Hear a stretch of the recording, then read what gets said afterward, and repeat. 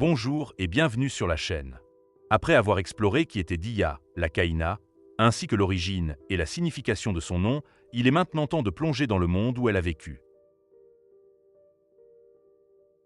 On ne peut vraiment apprécier la grandeur de la Caïna sans comprendre le contexte historique tumultueux de l'Afrique du Nord au 7e siècle.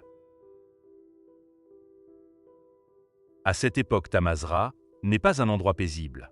C'est un champ de bataille, convoité par des empires, défendu par des peuples et marqué par des guerres qui changeront à jamais son destin. Au 7e siècle, le monde méditerranéen est dominé par deux grandes puissances, l'Empire byzantin, héritier de Rome, bien établi sur les côtes d'Afrique du Nord, et le califat omeyyade, qui connaît une expansion rapide depuis le Proche-Orient. Dans ce contexte de guerres arabo-byzantines, la conquête de l'Afrique du Nord devient une priorité stratégique pour les Omeyyades. La décision de conquérir la Tamazra a été prise par Muawiyya Ier, le premier calife omeyyade, et son fils Yazid Ier a poursuivi cette initiative. Leur objectif est clair, étendre l'autorité du califat, sécuriser l'ouest du monde islamique et y propager l'islam. Pour accomplir cette mission, Oqba ibn Nafi est choisi comme homme clé. Oqba ibn Nafi devient le principal général responsable de la conquête de l'Afrique du Nord.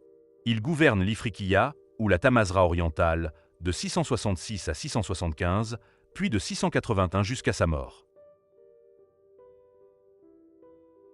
Vers 670, il fonde Kairouan, un poste militaire, destiné à devenir un point d'appui stratégique pour conquérir toute l'Afrique du Nord. Cette ville n'est pas seulement un camp militaire, elle est pensée comme un centre pérenne du pouvoir omeyyade. Cependant, cette avancée arabe se heurte rapidement à une résistance déterminée.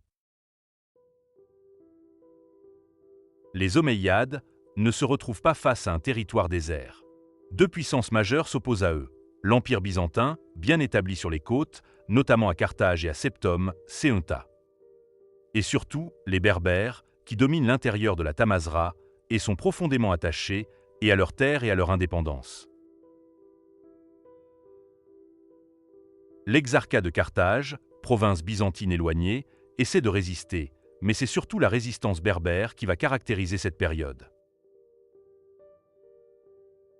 La Tamazra du 7e siècle est donc une région en tension.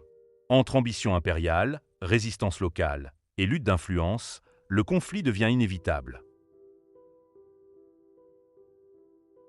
Cependant, face à l'avancée omeyyade, les Berbères ne demeurent pas inactifs.